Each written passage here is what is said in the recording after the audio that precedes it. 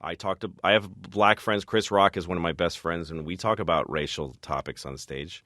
So I don't. Do you run things past him and say, "Does this sound offensive, or is this okay?" No, I don't think that way. I don't think I'm not worried about offending people. I feel like if I say something, You just said you were worried about offending people. I know, isn't that interesting?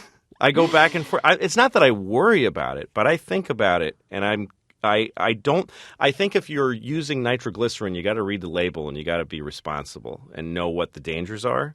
But I do think that if you know that something's dangerous, it doesn't necessarily mean you shouldn't say it. I think that to take hurtful speech that's running around the country and take it in and then regurgitate it back out in the form of comedy in order to take people to these dark places, my instinct is that that's a good idea, because it makes them laugh in scary places and it makes them think about them. I don't think that that's when Chris and I talk about race, we just go to the worst places.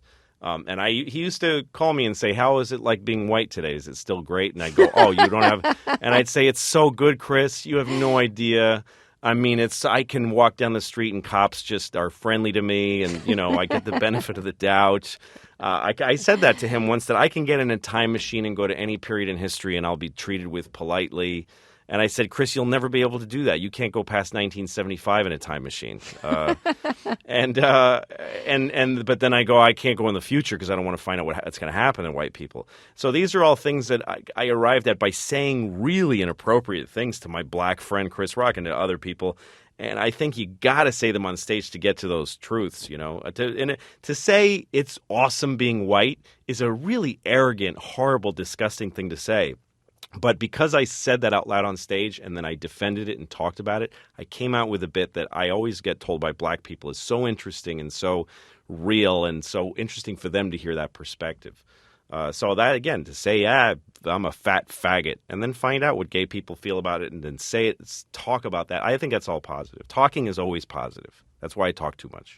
You mentioned about how, comedy specials, and it's a weird time for that. And I remember when Chris Rock, his 96 special, yeah, that was the first special that I remember in a while that it was like, it became like a water cooler. Like, did you see it? Have you seen it? It's on HBO on Saturday night. Remember that? Yes. But there was a dry spell there for I don't know how many years. And then then there was Resurgence, and then Comedy Central. Everybody gets a comedy special. They're churning them out. Yes. So where are we going with this over the next decade? It's always that way. It's always going to be cyclical. And also, good comedians are like cicadas, kind of. Like, that's like but it's like a 25-year cycle that that's how long it takes. Yeah. It takes 25 years to make a great comic. So there's gaps.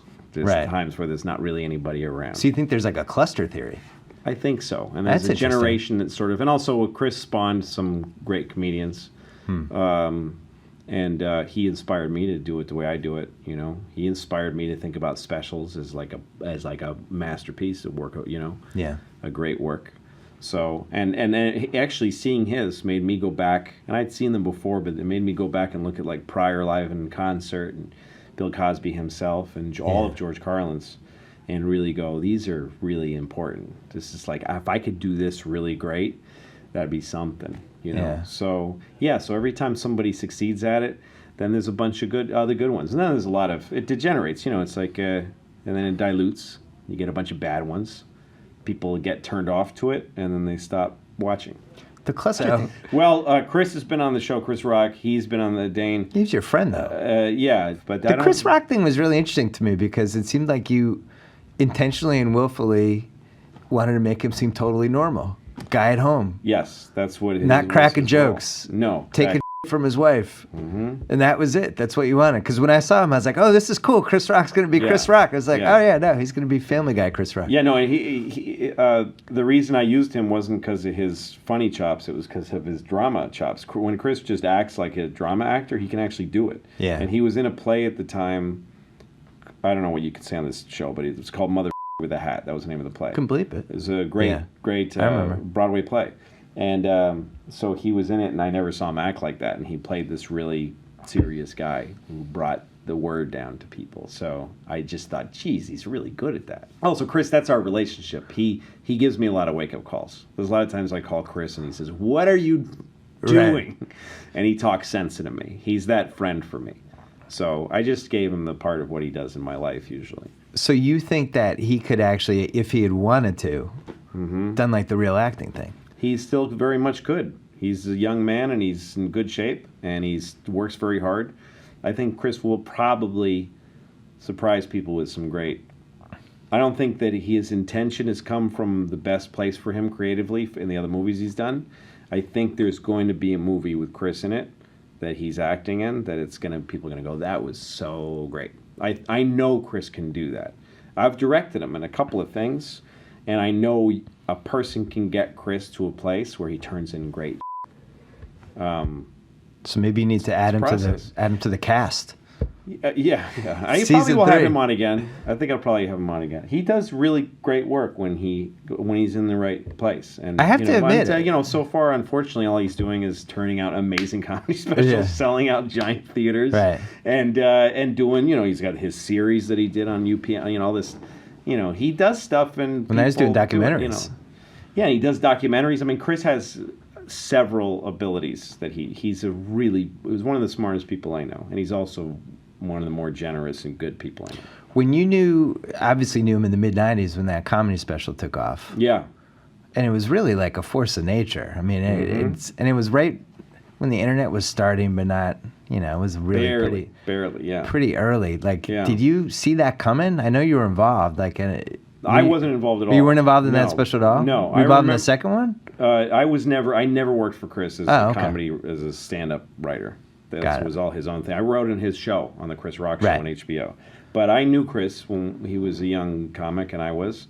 And then he went to SNL, and when SNL is like other worlds. Like if you live in New York, people that go to SNL, you just don't see him anymore when they work there. And Chris didn't, he struggled at SNL. Yeah. Didn't do anything that was his greatest move.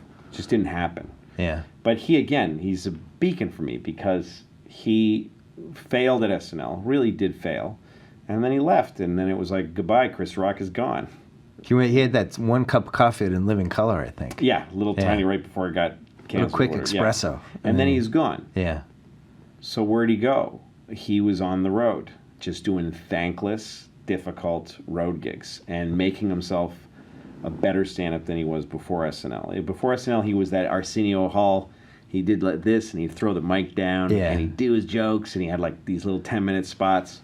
And then he went on the road, and nobody saw him anymore. He wasn't getting a new gig or taking a meeting. He was just getting good, really, really good. And then I remember really well that somebody said, hey, Chris is headlining at Caroline's in New York, the comedy club. And I'd never seen him do a whole hour of stand-up, like a whole headlining set. So me and some comedians went to the club to watch him, and he'd come back to New York to headline Caroline's, and he was getting ready for his special. And so we go in and we watch him, and he was so much better than all of us, better than everybody. Like, we were all hanging around New York, telling weird jokes for 20 minutes at a time, and complaining about our managers and going to diners, We were just in a holding pattern. Nobody was trying to get great at being a comedian. They were just being the comedian we were, And here comes Chris, and he's phenomenal. Like, and I was like, I forgot this is a thing that matters that I do. At the end of the show, people were on their feet. Yeah. And every comedian was like this, leaning on their elbows and like that, like the close-up pictures of the losing team at the World Series. That's what it looked like. When they do those close-ups of the watery eyes. Yeah. And the guy just staring at the field. Just wondering what happened. Yeah, just resentful. going over this. Yeah. Yeah. What am I going to say? How am I going to go home? I hope I'm not going to hit somebody when I go home. All these feelings that all the comedians were sitting there like that. Like I've been wasting 5 years I've been wasting. And then he went on and did that special, and it was just like this blowback, like, oh my God, he's just so goddamn good. So when did you get thirst? You like Chris Rock?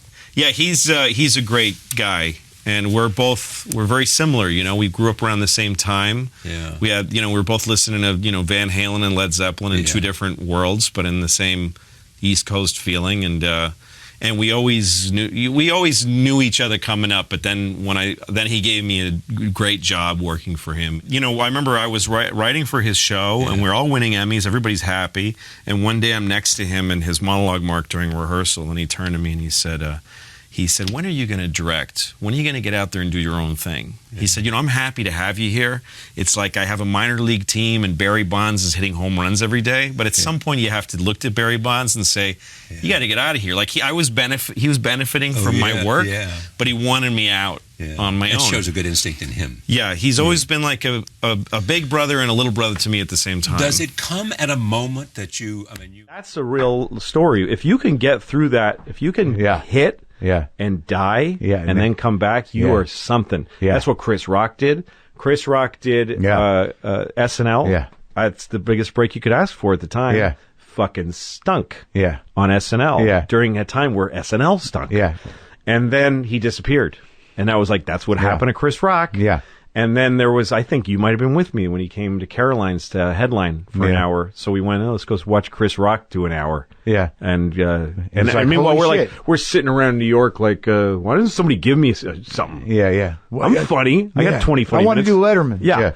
And then we sat in the back and watched him do an hour. And at the end of the hour, everybody's on their feet. And all the comedians are bent over with their heads in their hands going, what the fuck am I doing with my goddamn life? Right. God damn it, is that guy good? So, but yes.